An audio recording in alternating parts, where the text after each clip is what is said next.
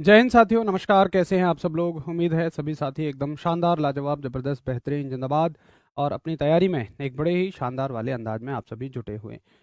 उम्मीद करता हूं, आशा करता हूं कि आप सभी सारी क्लासेस को समय से ले रहे होंगे और उसके बाद सॉरी उसके बाद आप बहुत अच्छे तरीके से रात को सोने से पहले एक संपूर्ण रिवीजन जरूर करते होंगे, ताकि चीज़ें आपके दिमाग में लंबे समय तक याद रहें।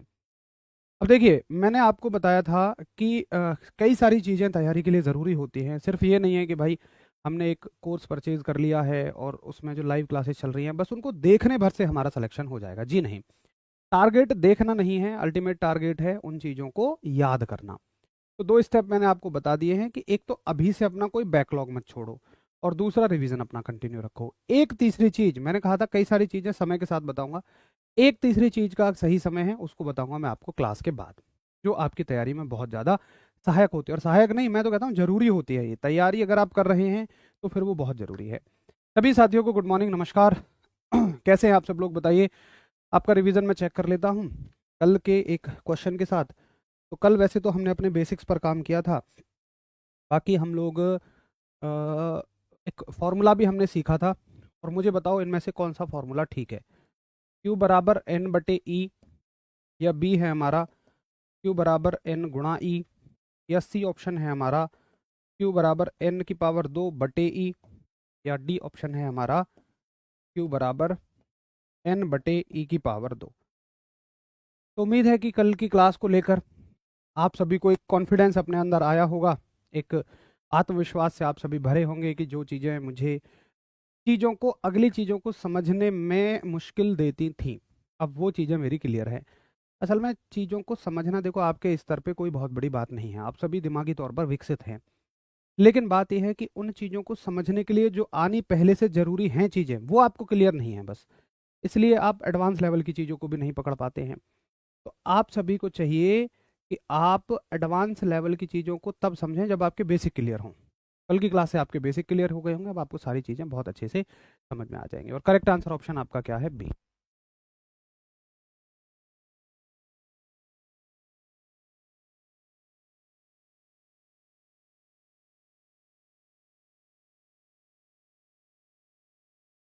हाँ जी, बहुत बढ़िया। तो सही उत्तर है आप सभी का एकदम बी। और आप कहते हैं कि Q बराबर एन ई एक करेक्ट फॉर्मूला है। तो अभी तक मैं आपको रिवाइज कराऊं, हम लोगों ने क्या क्या पढ़ लिया है। इलेक्ट्रिसिटी चैप्टर में हम लोगों ने विद्युत आवेश को पढ़ लिया है, हमने पढ़ लिया है इलेक्ट्रिक चार्ज। उसके बाद हमने पढ़ा अच्छा, पहले विद्युत आवेश ही पढ़ा, इलेक्ट्रिक चार्ज, और थोड़े से अपने बेसिक पे काम किया है। तो एक राशि हमारी क्लियर हो गई है, विद्युत आवेश। विद्युत आवेश उम्मीद है आपको बिल्कुल अच्छे से क्लियर होगा। हर एक छोटा छोटा बिंदु इलेक्ट्रिक चार्ज से रिलेटेड क्लियर होना चाहिए कि आवेश का शाब्दिक अर्थ है क्या, प्रैक्टिकली मतलब आवेश का है क्या। एक इलेक्ट्रॉन आएगा तो कितना आवेश लेकर आएगा, प्लस में कब होगा, माइनस में कब होगा, अट्रैक्शन कब होगा, रिपल्शन कब होगा, आकर्षण क्या होगा और प्रतिकर्षण क्या होगा। ये तमाम चीज़ों की जानकारी अगर आपको है तो आज आपका टॉपिक आपके लिए बिल्कुल हलवा है। और देखो, मैं पहले ही बोल दे रहा हूँ, अगर आपको आवेश का शब्द क्लियर, आवेश का अर्थ क्लियर नहीं है तो चीज़ें थोड़ी सी आपके लिए डिफिकल्ट होंगी। आइए, तो अगली मुद्दे को समझने के लिए सबसे पहले हम समझते हैं सुचालक और कुचालक को। तो आप हेडिंग डालिए सुचालक, या ऐसे डालिए, पूरी हेडिंग डालिए कि विद्युत के सुचालक। विद्युत के सुचालक यानी कि कंडक्टर ऑफ इलेक्ट्रिसिटी। देखिए, दो तरह की चीजें मेरे पास होती हैं। एग्जाम्पल के लिए, जैसे मान के चलिए ये है मेरे पास एक प्लास्टिक, और ये है मेरे पास लकड़ी, सॉरी लोहा। ये है मेरे पास प्लास्टिक और ये है मेरे पास लोहा यानी कि आयरन। अब अगर मैं इन दोनों पर ही कहीं से एक्स्ट्रा इलेक्ट्रॉन लगा दूं, भैया एक नंबर कमेंट बड़े करो, इन दोनों पर ही मैं कहीं से एक्स्ट्रा इलेक्ट्रॉन लगा दूं, जैसे मान लो मैंने इसको एक इलेक्ट्रॉन दे दिया, प्लास्टिक पर मैंने एक इलेक्ट्रॉन दे दिया। और इलेक्ट्रॉन ना हमेशा, देखो, जो प्रकृति ने इसको दिए हैं, इसकी बनावट में जो शामिल हैं वो तो अंदर भी होते हैं, लेकिन जो आप बाहर से लगाते हो वो केवल सतह पर रह पाते हैं। ऐसा नहीं है कि इलेक्ट्रॉन इसमें अंदर चला जाएगा, केवल सरफेस पर, केवल सतह पर इलेक्ट्रॉन है। अच्छा, मान लो एक इलेक्ट्रॉन आपका लोहे पर है, यहाँ है। अब ये बाहर से है, अंदर का होगा तो अंदर है, बाहर का होगा तो बाहर है, वो कोई मैटर ही नहीं करता। अब इन दोनों में अगर हम अलग अलग चीजें देखें तो प्लास्टिक प्रकृति ने ऐसा बनाया है कि उसके पास कोई गुण नहीं है कि वो इलेक्ट्रॉन को आगे बढ़ा सके। इसकी ताकत ही नहीं है कि ये इलेक्ट्रॉन को आगे बढ़ा सके, तो प्लास्टिक पर इलेक्ट्रॉन रुक जाएगा यहीं की यहीं। लेकिन लोहा प्रकृति ने ऐसा बनाया है, अब हमें ये नहीं जानना है कि ऐसा क्यों है, नहीं, लोहा प्रकृति ने ऐसा बनाया है, नेचर ही उसका ऐसा है। अगर जैसे आदमी से किसी से पूछो कि भाई एक आदमी अच्छा है एक आदमी बुरा है, भाई वो अच्छा है क्यों है, अरे भाई उसका नेचर है, उसकी प्रकृति है। एक आदमी बुरा है क्यों है, उसका नेचर है। हम ये थोड़ा ना कहेंगे वो बुरा क्यों है। तो लोहा ऐसा है कि जैसे ही आप इस पर इलेक्ट्रॉन रखोगे अंदर या बाहर, तो इलेक्ट्रॉन को ये आगे बढ़ाना शुरू कर देगा, ये अपने ऊपर इलेक्ट्रॉन को रुकने ही नहीं देगा। तो वो धातुएं जिनमें इलेक्ट्रॉन, दो बातें सुनना, आसानी से बह सकते हैं, आसानी से चल सकते हैं, उन्हें कहते हैं हम सुचालक। तो हर वो धातु जिसमें इलेक्ट्रॉन आसानी से चल सकता है, अंदर चले या बाहर चले, अगर अंदर का इलेक्ट्रॉन देखोगे अंदर, बाहर का देखोगे बाहर, तो वो होती हैं आपकी सुचालक, यानी कि कंडक्टर। और किसकी, विद्युत की। क्योंकि सुचालक कुचालकों की पहचान ऊष्मा से भी की जाती है, हीट से भी की जाती है, वो बाद की बात है, उसको हम देखेंगे ऊष्मा वाले चैप्टर में। अभी हम सिर्फ इलेक्ट्रॉनों के बहना देख रहे हैं, तो इसका अर्थ है कि केवल अभी हम विद्युत चेक कर रहे हैं, इलेक्ट्रिसिटी चेक कर रहे हैं। और जिसमें इलेक्ट्रॉन नहीं बह सकते हैं उनको बोलते हैं हम कुचालक, यानी कि इंसुलेटर। ठीक है जी। तो उम्मीद है आपको सुचालक और कुचालक समझ में आ गए होंगे। आगे देखिए, इनकी परिभाषा लिखिए कि विद्युत के कुचालक क्या होते हैं। तो विद्युत के कुचालक की परिभाषा आप लिखोगे कि वे पदार्थ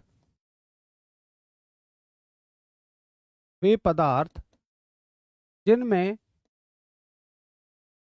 होकर इलेक्ट्रॉन, ये मैं ऐसे इलेक्ट्रॉन लिख देता हूं शॉर्ट में, इलेक्ट्रॉन आसानी से, जिनमें होकर इलेक्ट्रॉन आसानी से प्रवाहित होते हैं, यानी कि द मटीरियल्स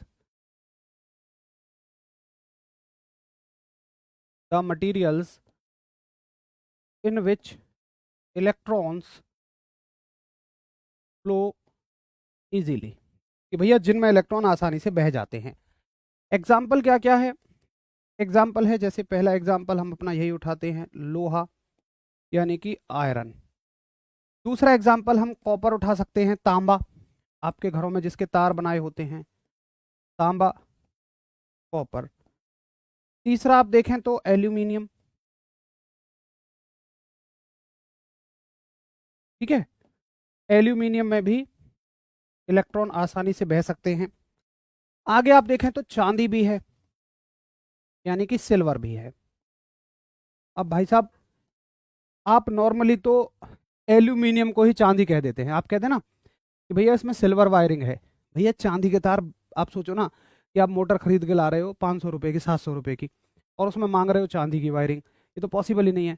आप एल्यूमिनियम को ही चांदी कह रहे होते हैं जनरली, चांदी के तार नहीं बनते हैं। लेकिन अगर देखा जाए तो सर्वश्रेष्ठ चालक जो है, मतलब इन सभी में सबसे अच्छा चालक जो है, विद्युत का सबसे अच्छा चालक, वो चांदी ही है। तो यहां से ये प्रश्न बहुत इंपॉर्टेंट है कि सर्वश्रेष्ठ चालक जो है, यानी कि सुपीरियर कंडक्टर या गुड कंडक्टर जो है इन सभी में, वो चांदी ही है। ठीक है,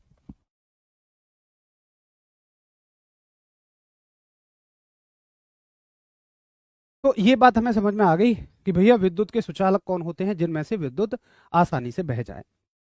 अब देखते हैं विद्युत के कुचालक।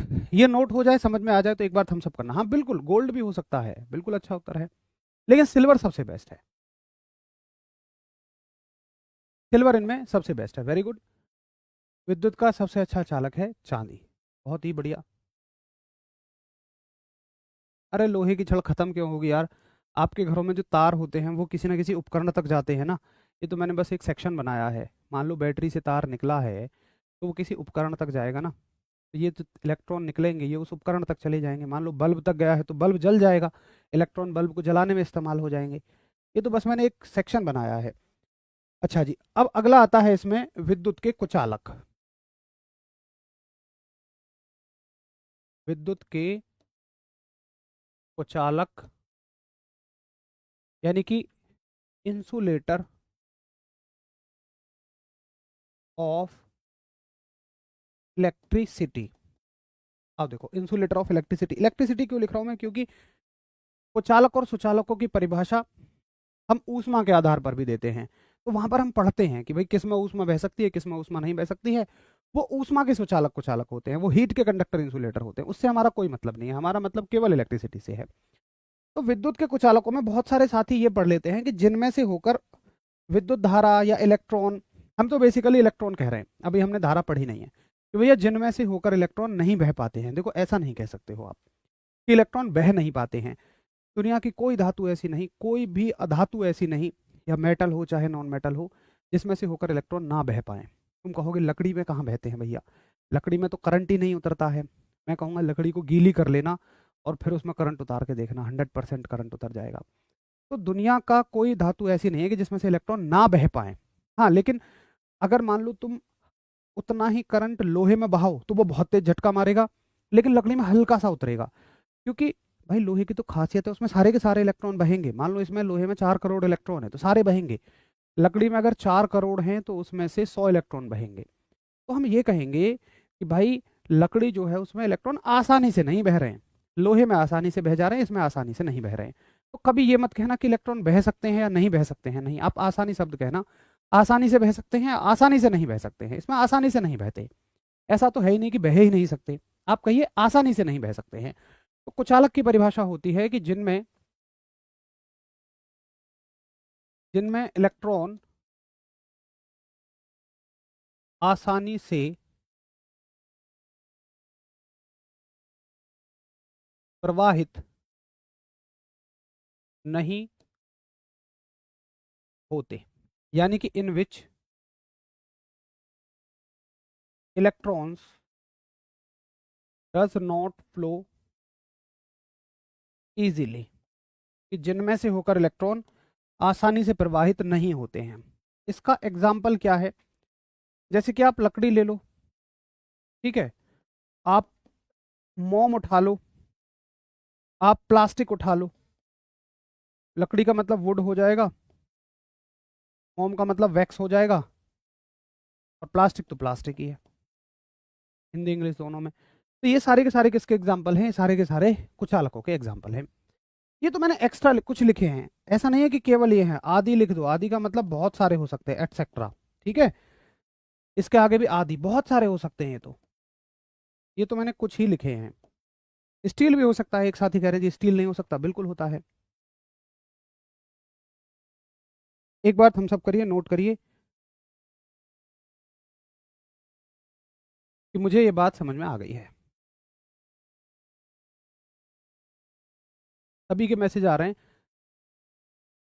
आपका रूल फॉलो कर रहा हूँ, मस्त रिजल्ट आया, सभी क्लास करते सभी क्लास करने के बाद सोने से पहले रिवीजन, बढ़िया। एनटीपीसी में मेरी केवल एक क्लास बची हुई है, उसको मैं संडे में कराऊंगा, मैंने आपको वादा कर रखा है, नेक्स्ट टू नेक्स्ट संडे। इस संडे तो ममतेज सर की सगाई है, उसमें जाना है, उसके अगले संडे मैं आपकी वो क्लास करा दूंगा एनटीपीसी, मैंने आपको प्रॉमिस किया हुआ है लास्ट क्लास में। चलो, तो ये मुझे समझ में आ गया सुचालक या कुचालक। अब बड़े ध्यान से मेरी बात को तुम समझना कि मैं बात करता हूं एक सुचालक की। मैं बात, अच्छा चलो 2 सुचालक ले लो। अब मैं केवल अपना टोटल डिस्कशन सुचालकों पे करूंगा, कंडक्टर पे करूंगा, और कंडक्टर का मतलब आप समझ जाओगे कि इनमें इलेक्ट्रॉन बहते हैं, इनमें इलेक्ट्रॉन चल सकते हैं। अब एक बात बताओ, क्या जैसे हमने कहा अब हम केवल अच्छे लोगों की बात कर रहे हैं, तो क्या अच्छे लोग समान अच्छे होते हैं? कोई थोड़ा अच्छा होता है, कोई बहुत ज्यादा अच्छा होता है, ये भी तो क्वालिटी होती है। तो अब हम बात कर रहे हैं केवल सुचालकों की, और उसमें ये देखें कि कौन सुचालक कम सुचालक है, कौन ज्यादा है, कौन सबसे ज्यादा है। जैसे मैं लोहे और चांदी की बात करूं, अगर जैसे देखो ये मेरे पास लोहा है, और यहां मैं बात कर लेता हूं सिल्वर यानी चांदी की, और मैंने मान लो दोनों को 5-5 इलेक्ट्रॉन दिए। इस पर यहाँ 5 इलेक्ट्रॉन है, 1 2, इसको और थोड़ा बड़ा कर लेते हैं, अच्छा समझ में आ जाएगा। 1 2 3 4 5, ये मत समझना अंदर के इलेक्ट्रॉन बाहर के इलेक्ट्रॉन, वो तो अगर नेचुरली है तो अंदर के हैं, आपने ला के रखे हैं तो वो सरफेस पे आके छप जाएंगे, वो कोई मैटर ही नहीं करता। इस पर भी 5 इलेक्ट्रॉन हैं, 2 3 4 5। बड़े ध्यान से समझना जो मैं समझाना चाह रहा हूँ, मजा आ जाएगा। यहाँ पर मैं बात करता हूँ लोहे की, यानी कि आयरन की, और यहाँ पर मैं बात कर रहा हूँ आपसे चांदी की, यानी कि सिल्वर की। अब इसमें क्या होगा कि जैसे ही हम इनको इलेक्ट्रॉनों को बहाना शुरू करेंगे, और ये मत सोचना यहाँ के बाद कहाँ खत्म हो जाएगा, ये तो किसी उपकरण पे जाके लग जाएगा, ये तो जस्ट मैंने एक सेक्शन बनाया है। अब देखिए, जब लोहे में इलेक्ट्रॉन बहना शुरू होते हैं तो हो सकता है कि लोहे में से केवल 4 इलेक्ट्रॉन ही बह पाए या 3 ही इलेक्ट्रॉन बह पाए, तो यही रह जाएं। इसीलिए तो हम कहते हैं आसानी से बहते हैं। तो 5 में से हो सकता है 3 बह जाएं, 4 बह जाएं। 4 बहा लो अगर आपको लगता है कि लोहा अच्छा एक चालक है। लेकिन चांदी लोहे की तुलना में अच्छा चालक है, और लोहे नहीं सबकी तुलना में अच्छा चालक है। तो इस बात का ये मतलब है कि सारे के सारे इलेक्ट्रॉन इसमें बह गए, ये मान लो। अब ये तो एक तुलनात्मक अध्ययन है, ऐसे संख्या फिक्स नहीं कर सकते हम। मान लो अगर लोहे में 4 करोड़ इलेक्ट्रॉन हैं और उसमें से 3 करोड़ 90 लाख इलेक्ट्रॉन बह जाते हैं लोहे में, तो चांदी में 3 करोड़ 90 लाख से ज्यादा ही बहेंगे। ये बताता है कि ये एक अच्छा चालक है, चालकता की ये पहचान होती है। दूसरी चीज, एक चीज तो ये हो गई, चांदी अच्छा चालक कहने का मतलब एक चीज तो ये हो गई। अब दूसरी चीज देखो, एक दूसरी चीज ये है कि इलेक्ट्रॉन के जो बहने की गति होगी, अगर मैं ये देखूं कि भाई इन दोनों की लंबाई बराबर है, तो हो सकता है कि लोहे में, ये संख्या मैं अपनी तरफ से ले रहा हूं बस तुलना करने के लिए, हो सकता है कि लोहे में इलेक्ट्रॉन को यहां से यहां तक जाने में 3 सेकंड लगे। तो ये पक्का पक्का है। अगर आप चांदी को अच्छा चालक मान रहे हो, तो अच्छा कहने का मतलब क्या है कि चांदी में इलेक्ट्रॉनों को इतनी ही दूरी तक चलने में कम समय लगेगा। यानी कि यहां पर इलेक्ट्रॉन की जो गति है, इलेक्ट्रॉन की जो गति है वो कैसी होगी, बहुत तेज होगी। मतलब अगर लोहे में ये 3 सेकंड ले रहा है ना, तो चांदी में केवल ही इसे 1 सेकंड लगेगा एक सिरे से दूसरे सिरे तक जाने में। जैसे तुमने बिजली, मान लो तुम यहाँ बोर्ड है और यहाँ बल्ब लगा हुआ है, एक बार तो लगा रखा है तुमने लोहे का तार, और एक बार लगा रखा है तुमने बीच में चांदी का तार। यहाँ से तुमने बल्ब बटन दबाया तो यहाँ से इलेक्ट्रॉन जाएंगे एकदम से यहाँ। तो अगर ये लोहे का तार है तो हो सकता है मान लो ये 3 सेकंड लगे, लेकिन चांदी में 1 सेकंड में, बल्ब 1 सेकंड में तुरंत जल जाएगा। तो अगर आप किसी चीज को अच्छा चालक कहते हो तो उसका मतलब है कि एक तो उसमें इलेक्ट्रॉन ज्यादा जा रहे हैं, जितना यहाँ से चल रहे हैं उतने यहीं जा रहे हैं, यानी कि बीच में इलेक्ट्रॉनों का कोई हानि नहीं है या कम हानि है, और वो इलेक्ट्रॉन बहुत तेजी से जा रहे हैं। दूसरी ये बात होती है। ये बात सभी को समझ में आई है। अब मुझे एक बात बताओ, अब आपको देखना कितने मजे से समझ में चीजें आएंगी अगर आवेश आपको आता है। भाई किसी भी धातु में, किसी भी वायर में ये 2-4 इलेक्ट्रॉन नहीं होते हैं, करोड़ों इलेक्ट्रॉन एक साथ चलते हैं। अब मुझे बताओ, अगर बहुत सारे इलेक्ट्रॉन एक साथ हैं तो मैं ये कह सकता हूं कि उस वस्तु पर, वो वस्तु आवेशित है, उस वस्तु पर एक चार्ज इकट्ठा हुआ पड़ा है। बहुत सारे इलेक्ट्रॉनों का समूह मिलकर क्या बनाता है, आवेश।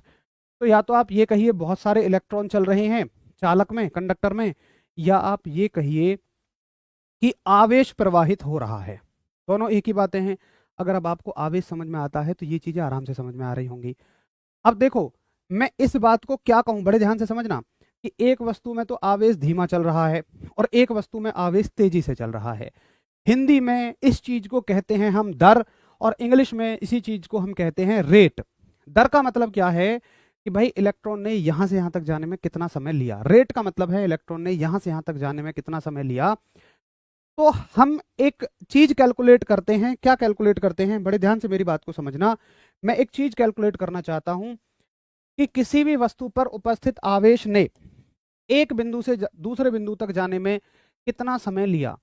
मैंने देखा कि आवेश ने कितना समय लिया, चार्ज ने, इलेक्ट्रिक चार्ज ने एक पॉइंट से दूसरे पॉइंट तक जाने में कितना समय लिया। इसी चीज को हम लोग विद्युत धारा कह देते हैं। इसी चीज को हम लोग विद्युत धारा कह देते हैं, इलेक्ट्रिक करंट कह देते हैं। देखो मैं आपको बताऊं कि राशियां कैसे बनती हैं। भाई आवेश का मतलब क्या है, अगर किसी वस्तु पर आवेश है तो मतलब आप ये देख रहे हो कि उस पर कितने सारे इलेक्ट्रॉन हैं। अगर मान लो इस पर 4 करोड़ इलेक्ट्रॉन है, इस पर भी 4 करोड़ इलेक्ट्रॉन है, फॉर एग्जाम्पल 4 करोड़ इलेक्ट्रॉन मान लो 10 कूलाम का आवेश बनाते हैं, तो भाई आवेश तो दोनों पे बराबर है। अब अगर एक में ज्यादा तेजी से बह रहा है, एक में कम तेजी से बह रहा है, तो ये मुझे आवेश से तो पता नहीं लगेगा। इसके लिए तो मुझे एक और राशि बनानी पड़ेगी ना। तो जब आवेश के साथ में समय को जोड़ देता हूं, तो मैंने कहा जी इस राशि का एक नया नाम दे दो, और ये है विद्युत धारा, ये है इलेक्ट्रिक करंट। आज तक आप जिस चीज को रटते आए थे कि ये विद्युत धारा, ये विद्युत धारा, क्या आपको समझ में आया? विद्युत धारा का मतलब है कि भाई इस तार में, इस कंडक्टर में कितने मतलब इलेक्ट्रॉन कितनी तेजी से बह रहे हैं, आवेश कितनी तेजी से बह रहा है या कितना धीमा बह रहा है, बस धारा आपको ये बताती है। अगर अगर मान के चलिए यहां पर करंट 5 एम्पियर का है, यहां पर करंट 10 एम्पियर का है, बताऊंगा धारा का मात्रक एम्पियर होता है, तो सीधा सीधा इस बात का ये मतलब है कि इसमें जो करंट है वो ज्यादा तेजी से बह रहा है, विद्युत धारा ज्यादा तेजी से बह रही है। और देखो मान के चलो, फॉर एग्जाम्पल मान लो कि दोनों पर आवेश बराबर है।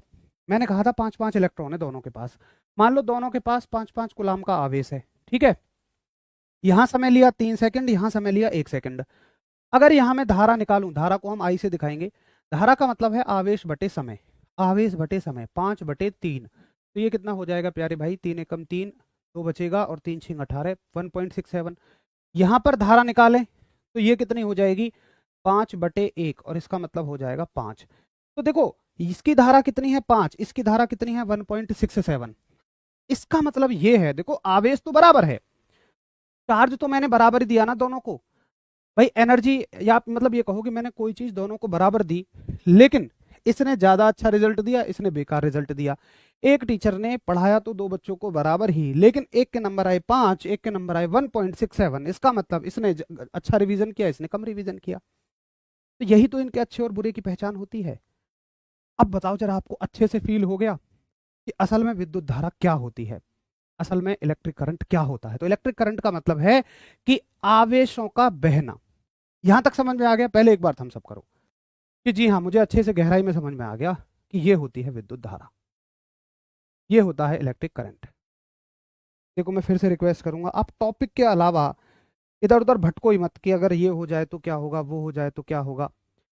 आपके पेपर में वो सवाल आने ही नहीं है, और ये संभव नहीं है कि आप एक क्लास में ही पूरी दुनियादारी के विज्ञान पढ़ लो, ये पॉसिबल ही नहीं है। क्या हमें पढ़नी है दुनियादारी के विज्ञान? भाई फिर आप एक काम करो, 11th और 12th को फिर एक बार 2 साल पढ़ो बैठ के अच्छे से। अगर आप हर चीज़ का कारण जानना चाहते हैं, फिर भी नहीं मिलेंगे, फिर आप बीएससी करना, एमएससी करना, फिर पीएचडी करना। असल में हम यहाँ हर चीज़ का कारण जानने बैठ गए ना तो बहुत समय लग जाएगा। हमारा टारगेट है कि बस हमें जो हमारे सिलेबस से रिलेटेड है उसको पढ़ लेना है, ठीक है जी। तो एक आवेश ने, अब आवेश का मतलब आप समझ जाओगे कि भाई इलेक्ट्रॉनों का कलेक्शन है, बहुत सारे इलेक्ट्रॉन हैं। किसी आवेश ने किसी चालक में एक बिंदु से दूसरे बिंदु तक जाने में कितना समय लिया, इसी चीज को हम उसमें उपस्थित विद्युत धारा कह देते हैं, इलेक्ट्रिक करंट कह देते हैं। इलेक्ट्रिक करंट अलग से कुछ नहीं है, आवेश और समय का मिल गया तो इलेक्ट्रिक करंट बन गया। अब देखो ये हमने समझ लिया। अब इसकी परिभाषा रटना कुछ नहीं है, मैं आपको परिभाषा बनानी सिखा रहा हूं, एक सीख लो बाकी सारी क्लियर हो जाएंगी।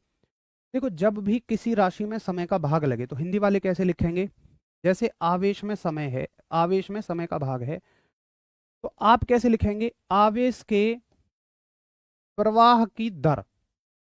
आप दर शब्द का इस्तेमाल कर देंगे, अगर समय का भाग है तो आप दर शब्द का इस्तेमाल कर देंगे। आवेश के प्रवाह की दर को विद्युत धारा कहते हैं, आवेश के प्रवाह की दर को विद्युत धारा कहते हैं। इंग्लिश वाले रेट शब्द का इस्तेमाल करेंगे। रेट किसका? Rate of flow of charge, rate of flow of charge is called as electric current, ठीक है। अच्छा, एक तो ये हो गया इसका सूत्र। अरे भाई सूत्र तो ये है ही, बस इसको मैथमेटिकली कैसे लिखोगे आप? भाई धारा को दिखाते हो आप आई से, ठीक है, आवेश को किससे दिखाते हो आप? क्यू से, और समय को दिखाते हो टी से। मेरे पास सूत्र तैयार हो गया, आई बराबर क्यू बटे टी। मैंने आपसे एक वादा किया था कि मात्रक हम रटेंगे नहीं, हम मात्रकों को बनाना सीखेंगे। तो मात्रक क्या हो जाएगा इसका, यूनिट क्या हो जाएगी इसकी? देखिए Q का मात्रक क्या है? Q है आवेश, आवेश का मात्रक है कुलाम, तो आवेश का मात्रक लिखो कुलाम, और भैया जी समय का मात्रक लिखो सेकंड। तो ये हो गया कुलाम प्रति सेकंड। हिंदी में लिखना चाहते हो हिंदी में लिख लीजिए, कुलाम प्रति सेकंड। ये हो गया इसका मात्रक। और मैंने आपको देखो ये भी कहा था कि इन मात्रकों के भी सिंबल होते हैं, प्रतीक होते हैं। तो या तो ऑप्शन में ये मिलेगा, या ऑप्शन में क्या मिल सकता है, कूलाम का सिंबल क्या था, C, और समय का सिंबल था S, सेकंड का सिंबल था S। ये देखो समय का सिंबल है T, लेकिन उसके मात्रक सेकंड का सिंबल है S, तो वो तो आपको या ऐसे दे सकता है, या ऑप्शन में ऐसे भी मिल सकता है, सेकंड को ऊपर ले जाएगा। तो अगर नीचे है, मैंने आपको बताया था पहले भी कि अगर कुछ नहीं है इसके सामने तो +1 मान लो, और ऊपर जाकर ये -1 हो जाएगा। तो ऑप्शन में या तो मात्रक आपको ऐसे मिलेगा, या ऐसे मिलेगा, या ऐसे मिलेगा, तीनों ही एक ही बात है। अब तुम कहोगे भैया हमने तो इसका मात्रक एम्पियर पढ़ा था। महाराज, जो हमने पढ़ा था अब उन चीजों से सवाल आने बंद हो गए। सुनो सुनो सुनो, हम मात्रक 2 तरीके के तो कम से कम पढ़ेंगे, हो सकता है कि हमें 3 तरीके के भी पढ़ने पड़ जाएं। ये मात्रक सब के सब कहाँ से बने हैं, ये तो बने हैं सूत्र से। तो ये वाले मात्रक हम बहुत इग्नोर करते हैं कि भैया जो फॉर्मूले से यूनिट आती है ना, उनको हम बड़ा इग्नोर कर देते हैं। हम डायरेक्टली एसआई मात्रक पढ़ देते हैं, हम डायरेक्टली एसआई मात्रक पढ़ते हैं। और साहब एक तो मात्रक हो गया इसका सूत्र से, देखो एक मात्रक तो ये हो गया, ये कहाँ से निकला, सूत्र से। दूसरा मात्रक जो होता है हमारा एसआई मात्रक, एसआई यूनिट, वो हमने पढ़ी थी मूल राशियों में, और वो क्या थी आपकी, एम्पियर। ये पढ़ी थी एम्पियर। अब पता है सवाल क्या पूछा जाएगा, आप तो एम्पियर पढ़ लेते हो बस, आप इसको पढ़ते ही नहीं हो। सवाल पूछा जाएगा, क्वेश्चन आपसे पूछा जाएगा कि बताइए निम्न में से कूलाम प्रति सेकंड को क्या कहा जाता है। निम्न में से कूलाम प्रति सेकंड को क्या कहा जाता है। तो कूलाम प्रति सेकंड का अर्थ क्या है, ऑप्शन ए होगा एम्पियर, या वोल्ट, वोल्ट तो वोल्ट ही रहेगा इंग्लिश हिंदी में, या प्रतिरोध यानी कि रेजिस्टेंस, या डी ऑप्शन है नन ऑफ द अबव, कि इनमें से कोई नहीं। तो आपको सूत्र से बनने वाला मात्रक भी पढ़ना है, और उसका एसआई मात्रक भी पढ़ना है। सूत्र से तो मतलब सूत्र से जो बन रहा है वो है, और एसआई का मतलब जो सीधा सीधा हमने लिखा है। ठीक है जी, आप बताओ इसका उत्तर क्या हो जाएगा भाई। ऐसे सवाल पूछे जाएंगे कि निम्न में से कूलाम प्रति सेकंड को क्या कहा जाता है।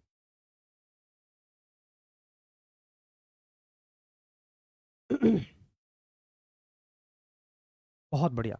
अब सभी साथी इसको नोट करिए, और फिर मुझे बताओ कि हाँ जी, अब तक जितना आपने बताया है वो हमें समझ में आ चुका है। तो ये हो गया आपका कि कूलाम प्रति सेकंड को क्या बोला जाएगा, एम्पियर बोला जाएगा। और आज की हेडिंग भी क्या डालोगे आप, आज की हेडिंग भी विद्युत धारा ही डालना है ना, हेडिंग डालना इलेक्ट्रिक करंट।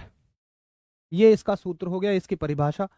ये सूत्र लैंग्वेज में है, ये मैथमेटिकली है, ये इसका फॉर्मूले से मात्रक, और ये उसका एसआई मात्रक। इस तरह से सवाल आपसे पूछे जाते हैं। एक बार नोट हो जाए तो फटाफट से थम्स अप करना, फिर हम आगे लेके चलेंगे जहां तक सब कुछ क्लियर है। बस क्या याद रखना है कि इसकी परिभाषा, कि आवेश के प्रवाह की दर को विद्युत धारा कहते हैं। और देखो रटने से ज्यादा जरूरी है कि आप समझें कि भाई क्या आवेश है, क्या उसका बहना है। आवेश का मतलब बहुत सारे इलेक्ट्रॉन वो चल रहे हैं बस, जितनी ज़्यादा तेजी से चलेंगे उतनी ज़्यादा धारा होगी, जितना कम तेजी से चलेंगे मतलब जितने धीमे चलेंगे उतनी ही कम धारा होगी। और वो विद्युत का अच्छा चालक भी नहीं होगा, जिसमें स्लो चलेंगे, जिसमें फास्ट चलेंगे वो बढ़िया रहेगा। फिर आपसे पूछेगा, अगर पूछे विद्युत धारा का एसआई मात्रक क्या है, तो वो उत्तर एम्पियर हो जाएगा। या पूछेगा कूलाम प्रति सेकंड को क्या कहा जाता है, तो वो एम्पियर हो जाएगा। चलो, अब मैंने आपको क्या क्या वादा किया था। अच्छा, इसकी विमा क्या होती है, तो अगर आपको याद हो इसकी विमा, ये तो एक मूल मात्रक है ना, जो धारा है वो तो मूल मात्रक है, और मूल मात्रकों की विमा मैंने बताई थी, धारा की विमा ए बताई थी अगर आपको याद हो। तो धारा की डायमेंशन क्या बताई थी मैंने, ए। ये आपको समझ में आ गया होगा कि धारा की जो डायमेंशन है, धारा की जो विमा है वो क्या होती है, ए। चलो, अब तुम समझते हो कि भाई एम्पियर की जगह, भैया देखो जो धारा का मात्रक है एम्पियर, धारा का जो मात्रक है एम्पियर, उसको दिखाते हैं ए से। ठीक है, अब तुम कहोगे कि भैया ऐसे तो करंट को सी से क्यों नहीं लिया, क्योंकि सी हम कूलाम के लिए यूज कर चुके हैं, तो धारा के लिए हमने आई सिंबल यूज किया।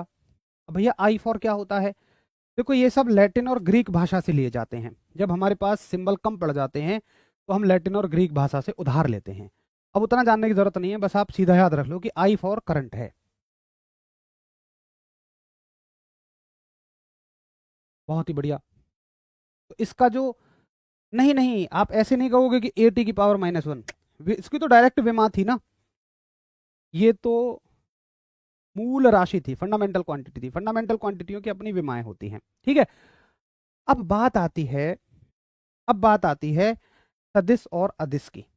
अब बात आती है कि ये सदिश है या अदिश है। देखिए साहब, अगर आपने, अगर आपको ऐसे देखना है कि किसके साथ दिशा है किसके साथ दिशा नहीं है, तो वो थोड़ा सा मुश्किल हो जाएगा, ऐसे आप नहीं कर पाएंगे। अगर आप चाहें मेरे साथ थोड़ी सी 10 मिनट मेहनत कर लें, मैं आपको एक ऐसी ट्रिक बता दूंगा जो आपको आता है उसी में से बताऊंगा कि भाई साहब सदिश सदिश का झंझट ही दुनिया भर के लिए, जिंदगी भर के लिए खत्म हो जाएगा, सभी राशियों के लिए खत्म हो जाएगा। अगर आप ऐसे सोचोगे कि उस राशि में दिशा है या नहीं है, तो वैसे कभी नहीं कर पाओगे। देखो मैं आपको एक ट्रिक सिखाता हूँ, बस मेरे साथ सीखना थोड़ा सा। देखो सीखने वाली चीज़ों को जब सीखते हो ना तब थोड़ा समय लगता है, लेकिन फिर वो जिंदगी भर के लिए आसान हो जाती है। रटने वाली चीज़ों को रटते समय कम समय लगता है, लेकिन वो असल में याद ही नहीं होती हैं, उनको हर दिन फिर रटना ही पड़ता है। इसलिए सीख लो एक बार समय लगा के। देखो सदिश सदिश की पहचान करना मैं आपको बता रहा हूँ, एक बहुत शानदार सी ट्रिक है मेरे पास। बस उससे पहले कुछ चीज़ें आपको आनी चाहिए। जैसे आप मुझे बस सहमति देते रहना कि क्या आपको ये पता है कि अगर हम प्लस में प्लस का भाग करेंगे तो उत्तर प्लस आएगा। अगर नहीं पता तो याद कर लो कि अगर ऊपर कुछ प्लस है नीचे प्लस है तो प्लस में प्लस का भाग करने से प्लस आएगा। अगर प्लस में माइनस का भाग करेंगे तो उत्तर माइनस आएगा। अगर माइनस में प्लस का भाग करेंगे तो उत्तर माइनस आएगा। और अगर माइनस में माइनस का भाग करेंगे तो उत्तर प्लस आएगा। ऐसे याद रखिए आप कि देखो दो समान चिन्ह होंगे, चाहे वो प्लस हो चाहे वो माइनस हो, तो उनका उत्तर हमेशा प्लस रहेगा। और अगर विपरीत चिन्ह है, चाहे कैसे भी लिखे हों, तो उनका उत्तर हमेशा माइनस रहेगा। चाहे गुणा कर लो चाहे भाग कर लो, हमारा काम तो भाग से ही चल जाएगा, ठीक है। चाहे गुणा करो चाहे भाग, किसी से कर लो। एक चीज तो ये सीख लो आप। इसकी दूसरी चीज, एक आप ये सीखो कि कभी एक नोट डालो, कभी मूल राशियां, सभी मूल राशियां अदिश होती हैं। ये चीज आप याद रख लो, कैसे होती हैं क्यों होती हैं उतना नहीं जाना, बस होती हैं। सभी मूल राशियां अदिश होती हैं। All fundamental quantities, all fundamental quantities are, all fundamental quantities are scalar, ठीक है। इसमें बस एक अपवाद याद रखना। अपवाद है, अपवाद का मतलब कि जब सभी एक ही नियम को फॉलो कर रहे हो लेकिन कुछ एक अलग नियम को फॉलो कर रहा हो, जैसे एक्सेप्शन है। एक्सेप्शन कौन है, हम एक राशि पढ़ते हैं लंबाई, लेंथ। तो लंबाई जो है ना वो सदिश भी है अदिश भी है। क्यों, क्योंकि लंबाई के दो हिस्से हैं। देखो लंबाई दो तरह की होती है, या तो आप लंबाई को दूरी कहते हो या विस्थापन कहते हो, वो हम बाद में समझेंगे। अभी हमारा टारगेट यहाँ दूरी विस्थापन समझना नहीं है, अभी हमारा टारगेट यहाँ सदिश सदिश समझना है, तो उस पर फोकस करो। लंबाई के दो हिस्से होते हैं, दूरी और विस्थापन। ये एक सदिश राशि वो है ना, मूल राशि, फंडामेंटल क्वांटिटी। अच्छा भैया एक बात की पुष्टि करना कि ये तो सभी को याद है ना कि फंडामेंटल क्या होती हैं, मूल राशियां क्या क्या होती हैं, ये तो सबको याद है ना। एक बार हम सब कर दो कि कहीं फिर मुझसे पूछो भैया मूल राशियां क्या होती हैं, भैया कितनी होती हैं, कौन सी होती हैं, तो भाई वो सातों आपको याद होनी चाहिए। आपकी लंबाई है, द्रव्यमान है, समय है, पदार्थ की मात्रा है, ज्योति तीव्रता है, विद्युत ताप है, और आपकी एक चीज़ और रहेगी, वो सातों की सातों मास है, लेंथ है, टाइम है, ल्यूमिनस इंटेंसिटी है, और आपका करंट है, आपका अमाउंट ऑफ सब्सटेंस है, और आपका टेम्परेचर है। ये सारी की सारी, उसमें तापमान रह गया था है ना, वो सारी की सारी आपको याद हो। जो वैसे शुरू होती हो सदिश, अरे भैया ऐसे जुगाड़ मत लगाइए। ये जो ट्रिक आपने पढ़ रखी है ना कि जो वैसे शुरू होती हों, या आप यूट्यूब पे सर्च करते हो ताला चाबी जाने क्या क्या ट्रिक आती है, वो चार छह राशियां कवर करती हैं। अब लो ऐसे तो मैं कह रहा हूँ बल है, अब लो ऐसे तो मैं कह रहा हूँ कि मान लो आपका एक राशि ले लो, चुंबकीय क्षेत्र की तीव्रता ले लो, वो सदिश राशि है, क्या वो वैसे शुरू हो रही है? मैं आपको खड़े खड़े यहाँ 500 राशि गिनवा दूंगा जो वैसे शुरू नहीं हो रही है लेकिन सदिश हैं। ये ट्रिक रटनी छोड़िए, जो मैं करवा रहा हूं ना ये यूनिवर्सल ट्रिक है। यूनिवर्सल का मतलब ये 4-6 पे नहीं लग रही है, ये सब पे लगेगी, जितनी राशियां हैं वो सब पे लगेगी, सब पे। एक साथी कह रहे हैं उनको मूल राशियां याद नहीं है, भैया नहीं है तो हाथ जोड़ के कह रहा हूं पहली दूसरी क्लास देखो, फिर यहाँ कुछ नहीं समझ में आएगा, वो आपको जरूर देखनी पड़ेगी, है ना। तो देखो दूरी अगर आए, लंबाई का रूप आए दूरी, तो फिर वो एक अदिश राशि होती है, स्केलर। हालांकि इसका अभी कोई इस्तेमाल नहीं होगा। और अगर विस्थापन आएगा तो वो सदिश है, वो आपका वेक्टर है, ठीक है। हमें मोटा मोटी ये याद रखना है कि भाई सभी मूल राशियां कैसी हैं, अदिश हैं। All the fundamental quantities are scalar. एक बात तो हमें ये याद रखनी। तो कितनी बातें हो गई? एक तो ये चीज हो गई, एक चीज ये हो गई। अब एक चीज और डालो, फिर एक अगला नोट डालो। एक चीज मुझे क्या याद करनी है कि जब भी मुझे कहीं कोई सदिश राशि दिखेगी, जब भी मुझे कहीं कोई वेक्टर क्वांटिटी दिखेगी, तो मैं उसे माइनस लूंगा। और जब भी मुझे कोई अदिश राशि दिखेगी, स्केलर राशि दिखेगी, तो मैं उसको प्लस लूंगा, बस। ये कहां से आया, कैसे आया? भैया ये तो किसी भी किताब में है ही नहीं, ये ट्रिक सिर्फ मैंने आपके लिए बनाई हुई है। सदिश को आप माइनस ले लो, अदिश को आप प्लस ले लो, ठीक है। अब देखिए आपको समझ में आएंगी चीजें, मैं आपको बताता हूं ये क्या कर रहा हूं मैं, आपको समझ में आ जाएगा अभी। जैसे देखो, हमें एक राशि पहचाननी है, क्या? विद्युत धारा। मैं इस क्वेश्चन को यहां से हटा देता हूं ताकि मेरे पास जगह बच जाएगी। आपने नोट तो कर ही लिया होगा, मेरे पास जगह बच जाएगी। मुझसे पूछा गया कि विद्युत धारा एक कैसी राशि है। मैं कोई दिमाग नहीं लगाऊंगा कि दिशा चाहिए नहीं चाहिए, कुछ नहीं। मैं सिर्फ ये देखूंगा कि विद्युत धारा किससे मिलकर बन रही है, आवेश बटे समय, चार्ज अपॉन टाइम। अब मैं ये देखूंगा कि चार्ज कैसी राशि है, आवेश कैसी राशि है। तो पीछे हमने पढ़ लिया कि भैया आवेश होती है अदिश, स्केलर, ये हमने पढ़ लिया है। मुझे पता है ये एक अदिश राशि होती है, स्केलर होती है, स्केलर का मतलब प्लस है। भैया समय कैसी राशि है? तो समय तो मूल राशियों में आता है, फंडामेंटल में आता है। और फंडामेंटल जो है वो सारी की सारी मूल राशियां अदिश हैं, तो इसकी जगह भी मैं प्लस ही लूंगा। अब मुझे बताओ प्लस बटे प्लस क्या आएगा? भाई प्लस में प्लस का भाग देंगे, प्लस ही तो आएगा। इसका मतलब विद्युत धारा प्लस आई है, तो प्लस का मतलब ये भी एक अदिश राशि है। भाई साहब ऐसा जुगाड़ है, अगर बस आपने एक बार मेहनत कर ली ना, देखो ऐसा तो कुछ है नहीं कि समझ में ना आए। प्लस बटे प्लस प्लस होता है, इसमें कुछ समझने को कोई रॉकेट साइंस नहीं है, बस आपको याद करने पे जोर देना है। असल में आपके स्तर पे विज्ञान समझने वाली नहीं है, वो याद करने वाली है ज़्यादा। तो भाई साहब मैं कह रहा हूँ सब राशियों का जुगाड़ खत्म, सभी राशियों की कहानी बिल्कुल खत्म ही, अगर आप इतना कर लेते हो। अब मुझे बताओ सबको समझ में आ गया ये जुगाड़?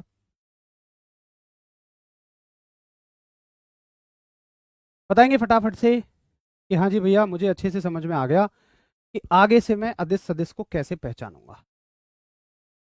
अब ये तरीका आपको और स्पष्ट होता चला जाएगा जब हम आगे राशियों को पढ़ते चलेंगे। मजा आ गया सर, ये ट्रिक से बहुत बढ़िया।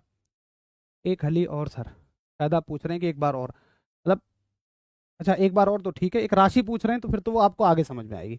अभी हम राशि जानते नहीं है ना, जैसे विद्युत धारा को तो हमने जान लिया। मैं यही तो कहता हूँ कि हमेशा राशियों को जानो, विद्युत धारा को समझ लिया, अब आराम से बनाते चले जाएंगे। अब अगली राशि पढ़ेंगे उसके साथ समझ में आ जाएगा, ठीक है। तो इसमें कोई मुश्किल ही नहीं है।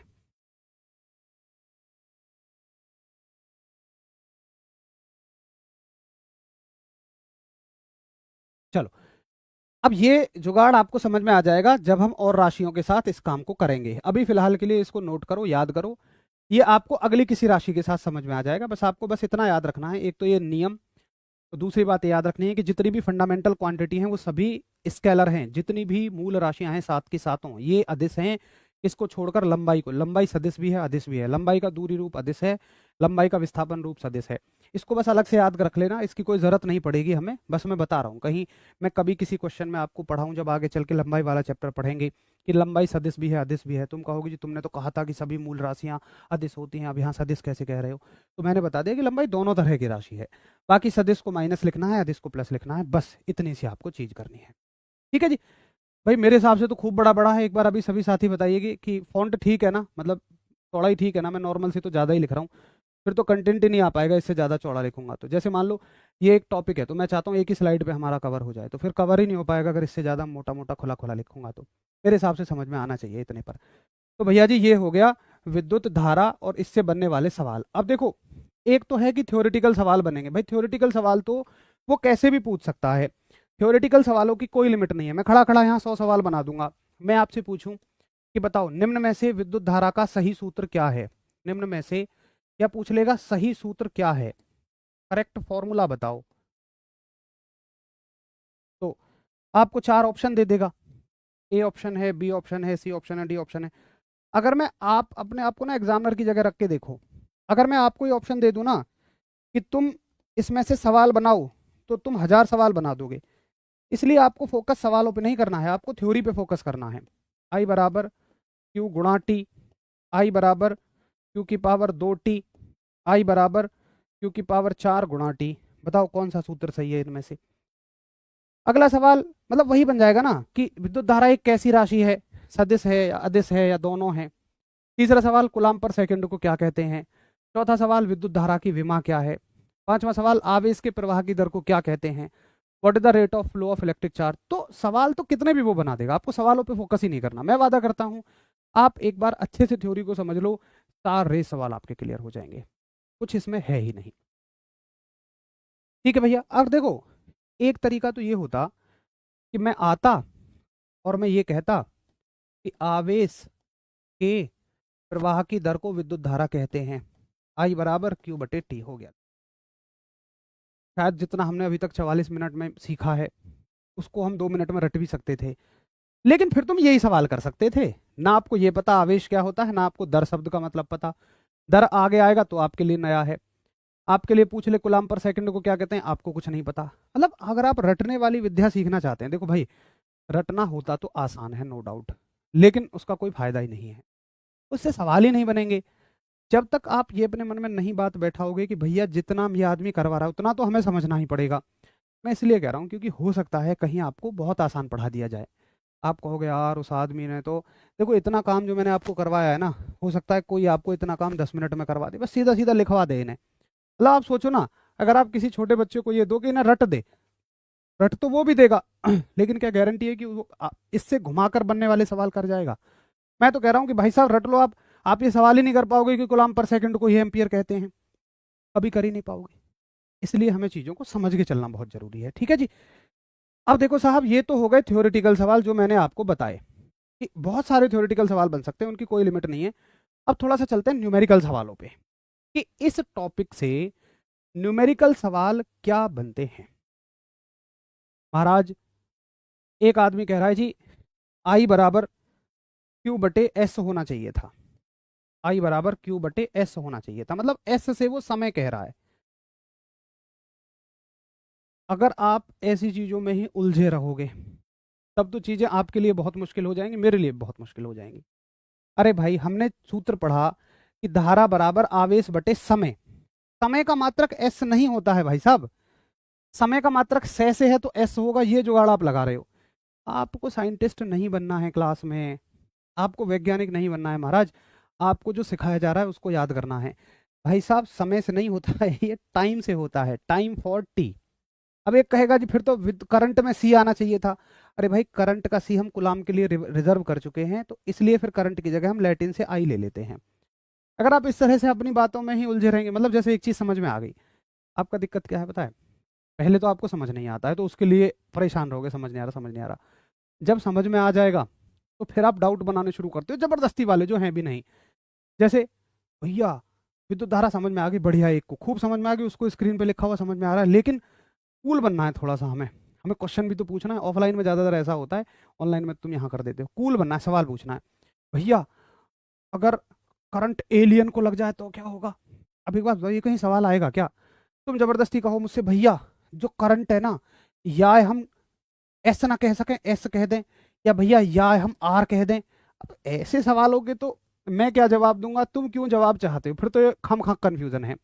अब अगर तुम ऐसे बोलो तो फिर तो मैं ये बोलूं कि भाई मान लो मैं इस धरती पे पैदा ही ना होता तो, तुम इस धरती पे पैदा ही ना होते तो, मान लो तुम्हारी शादी हो रही है और तुम्हें घोड़े की जगह गधे पे बिठा दिया जाए तो, तुम्हारे गले में फूलों की माला की जगह जूतों की माला डाल दी जाए तो, मतलब ये कोई लॉजिकल क्वेश्चन नहीं है, है ना।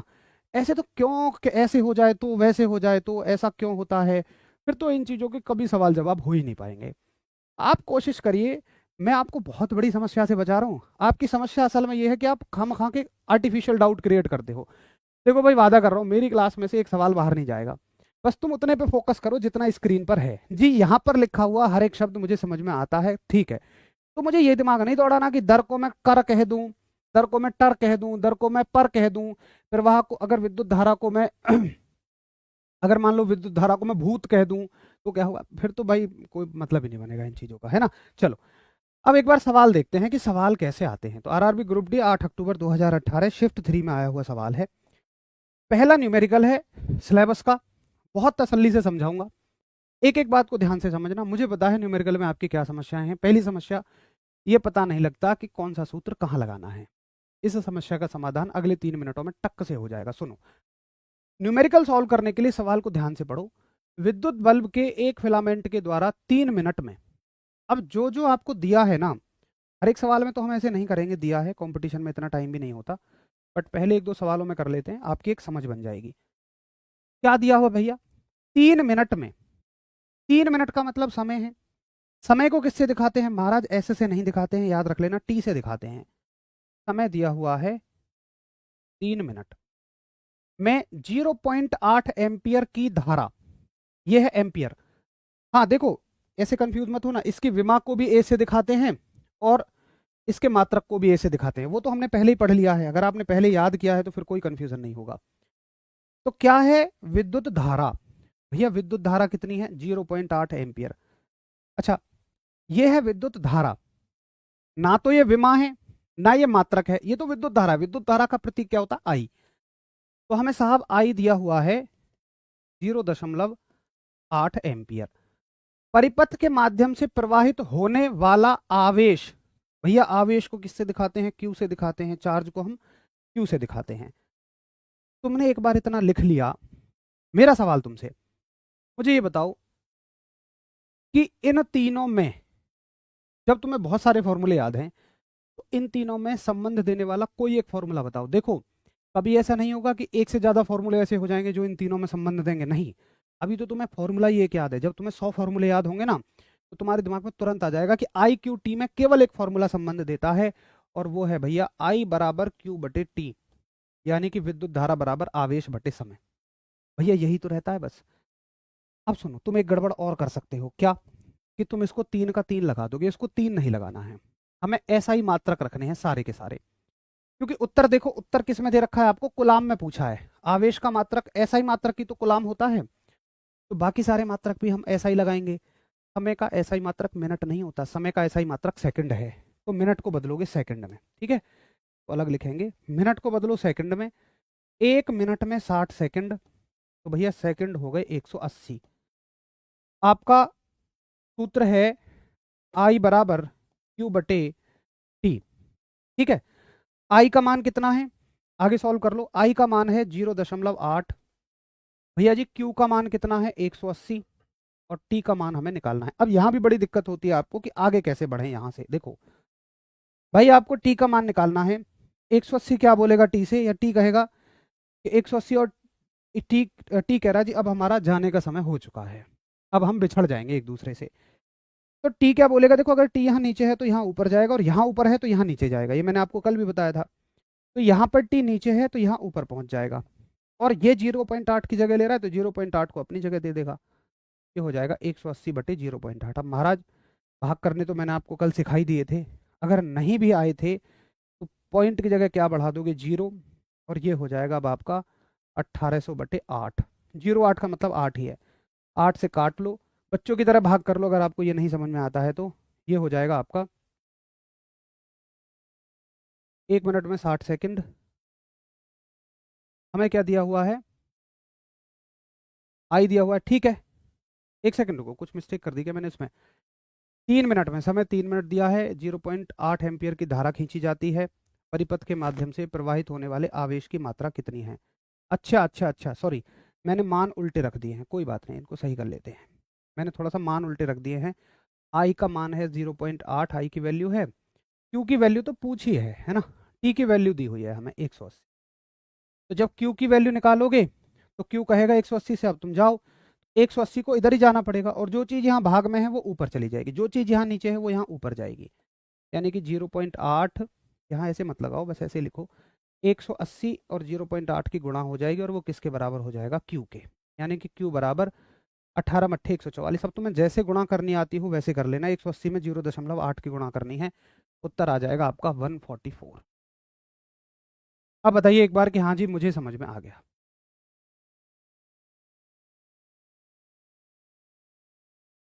और जिनको 180 में 0.8 की गुणा नहीं आती है, भैया 180 गुणा 0.8, 800, तो यहाँ आएगा भी नहीं, तुम भाई बिल्कुल बच्चों के तरीके से कर लो।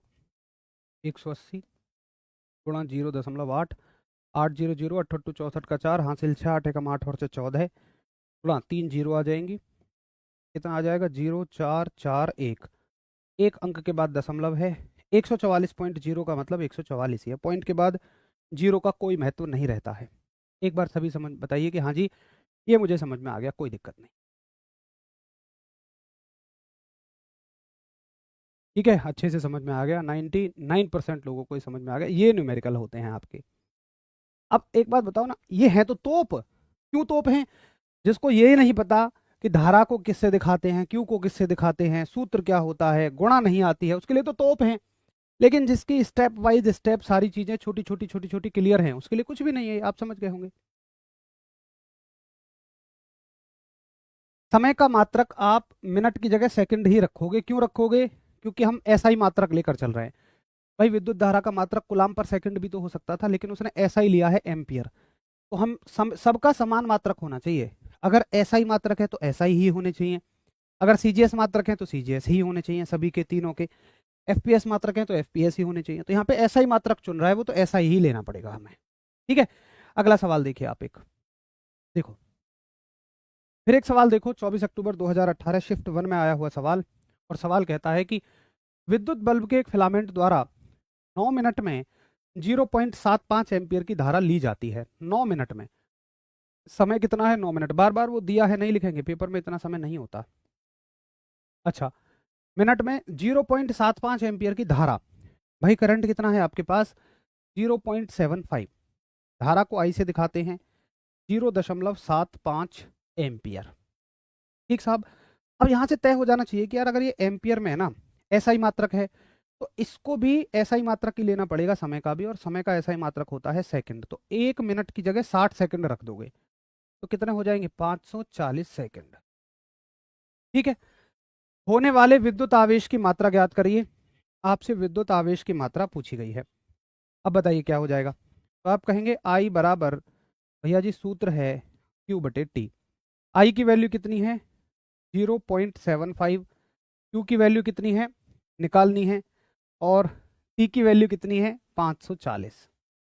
ठीक है, अब फिर से वही चीज है, अब Q के मान आपको निकालना है तो 540 को हटाना पड़ेगा। अब 540 को यहीं जाने का ऑप्शन है, देखो या तो चीजें बराबर के निशान से इधर रहें या उधर रहें।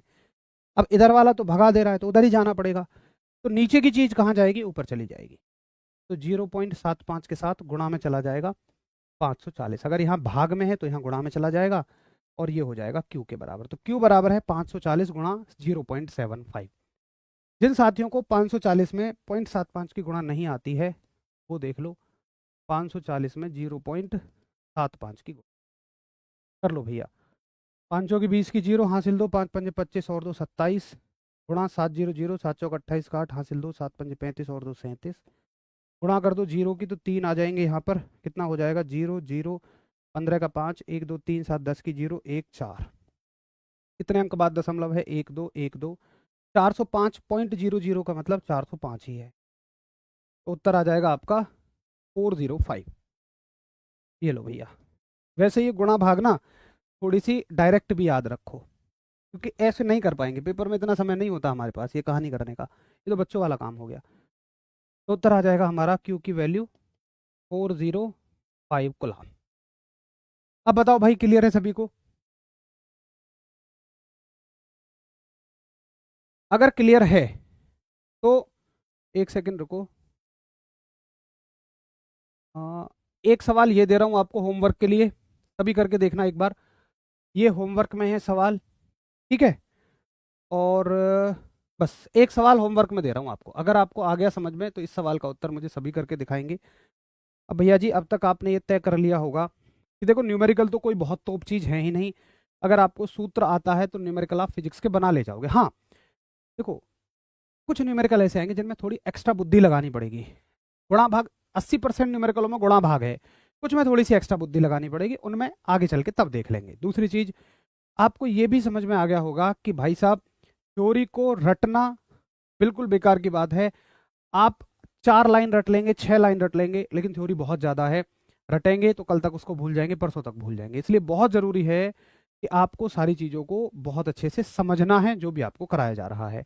बाकी थ्योरी से किस प्रकार से प्रश्न बनता है, एक प्रश्न और मैं आपको बता देता हूँ, बस 1 मिनट की बात है। देखो थ्योरी से कैसे प्रश्न बनता है।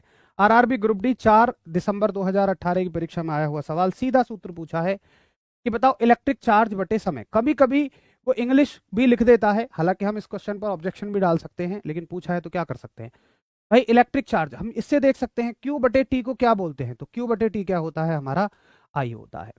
ऐसे ऐसे सूत्र भी पूछ लेता है। तो ये थ्योरी से बनने वाले सवाल है। कभी आपको इसमें मैं हालांकि कराऊंगा थ्योरी से बनने वाले सवाल भी, न्यूमेरिकल भी, प्रीवियस ईयर भी, एक्सपेक्टेड भी, लेकिन आपको ये चिंता ही नहीं करनी है सवाल कैसा आएगा। मैं वादा करता हूँ थ्योरी अच्छे से कर ली, सवाल चाहे जैसा भी आ जाए तुम बहुत आराम से उसको कर दोगे। ठीक है साथी, ऐसे ही अच्छे से मेहनत करते रहिए, रिवीजन। और हाँ, ये क्लासेज आपकी मंडे टू फ्राइडे ही होती हैं।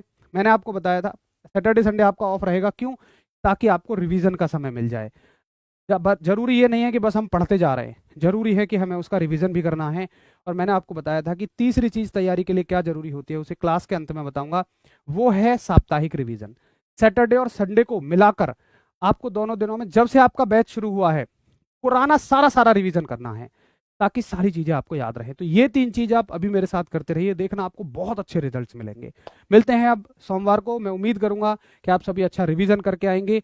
हमारा यही चैप्टर चल रहा है, इसमें 2 राशि हमने पढ़ ली हैं। एक तो पढ़ लिया है हमने विद्युत आवेश और एक पढ़ लिया विद्युत धारा। अब तीसरी राशि को हम लोग आगे चलकर पढ़ेंगे मंडे को, वो तब समझ में आएगी जब ये दोनों आपको अच्छे से आती होंगे। इसलिए बहुत अच्छे से रिवीजन करके आना। मिलेंगे, नमस्कार, धन्यवाद, जय हिंद।